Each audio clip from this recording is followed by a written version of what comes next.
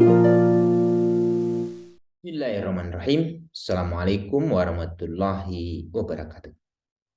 Apa kabar ayahanda dan bunda? Alhamdulillah, kita masih diberi kesempatan oleh Allah untuk berbagi informasi.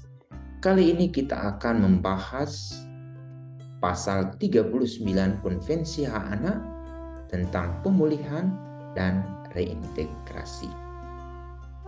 Sebagaimana kita ketahui, Konvensi Hak Anak telah diratifikasi oleh Indonesia sejak tanggal 25 Agustus tahun 1990 melalui keputusan Presiden nomor 36 tahun 1990. Apa poin yang ditekankan melalui pasal ini adalah anak-anak memiliki hak untuk mendapatkan bantuan jika mereka telah terluka, diabaikan, diperlakukan dengan buruk atau terkena dampak perang, sehingga mereka dapat memperoleh kembali kesehatan dan martabat mereka.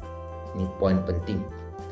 Dan terkait dengan pasal 39 ini juga telah dikuatkan oleh pemerintah telah menerbitkan Undang-Undang Nomor 23 tahun 2002 tentang perlindungan anak, kemudian Undang-Undang Nomor 35 tahun 2014 tentang perubahan atas Undang-Undang Nomor 23 tahun 2002 tentang perlindungan anak, kemudian Undang-Undang Nomor 17 tahun 2016 tentang perlindungan anak. Yang menjadi penting juga dengan diterbitkannya Undang-Undang Nomor 12 tahun 2022 tentang tindak pidana kekerasan seksual. Pada undang-undang dimaksud, terutama yang undang-undang terakhir yang kami sebutkan itu, bahwa penanganan korban kekerasan ini benar-benar mendapatkan perhatian, terutama bagi korban kekerasan seksual akan ditangani oleh unit pelayanan terpadu daerah yang kemudian di unit tersebut akan terkait dengan beberapa layanan seperti layanan rehabilitasi medis, rehabilitasi sosial, termasuk pemulangan dan reintegrasi.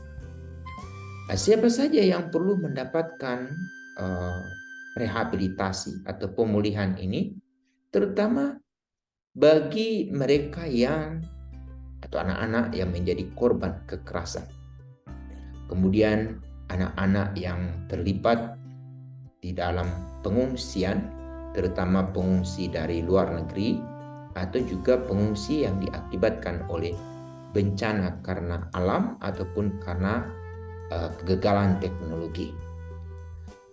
Lalu anak-anak yang terlibat di dalam pekerjaan anak yang kemudian merugikan fisik, mental mereka. Ini mereka perlu mendapatkan rehabilitasi.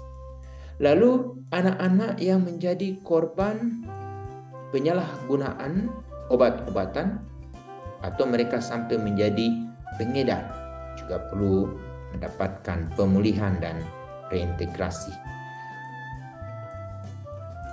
Anak-anak yang menjadi korban kekerasan seksual, yang dimana dalam hal ini bila kita mengacu pada Undang-Undang Nomor 12 tahun 2022, di sana mereka yang menjadi korban kekerasan seksual itu akan mendapatkan penanganan, pelindungan, dan pemulihan. Ini semua nanti akan ditangani oleh pemerintah, dalam hal ini UPTD PPA di tingkat kabupaten kota dan provinsi, dan PT di tingkat pusat. Anak-anak yang juga korban penjualan, perdagangan, dan penculikan ini juga harus mendapatkan penanganan sebagaimana juga yang diatur melalui Undang-Undang Nomor 21 Tahun 2007 tentang Pemberantasan Tindak Pidana Perdagangan Orang, di mana mereka-mereka yang menjadi korban tindak pidana perdagangan orang ini akan ditangani oleh tim gugus tugas yang juga terhubungkan dengan penyedia layanan kesehatan dan rehabilitasi sosial, pemulangan dan reintegrasi. Anak-anak yang menjadi korban eksploitasi dalam bentuk lain, terutama ada beberapa anak yang diikut sertakan dalam penelitian atau dalam kegiatan-kegiatan yang kemudian membuat anak merasa tereksploitasi. Mereka ini perlu ditangani, dipulihkan dari persoalan.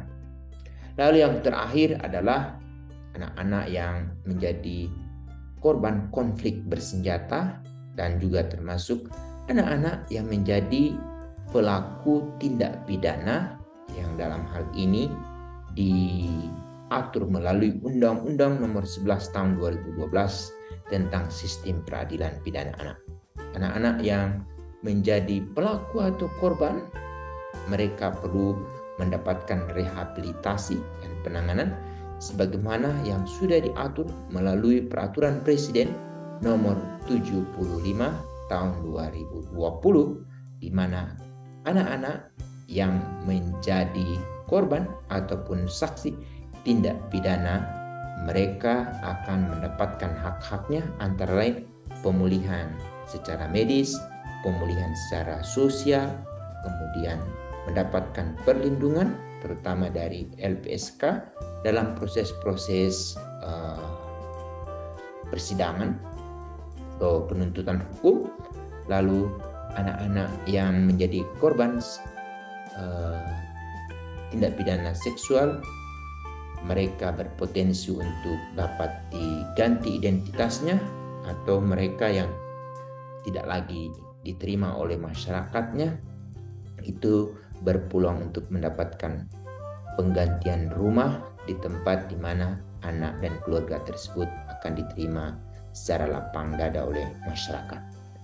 Ini semua ayahanda dan bunda yang dapat kami uraikan terkait dengan pasal 39 Konvensi Hak Anak. Demikian, Assalamualaikum warahmatullahi wabarakatuh.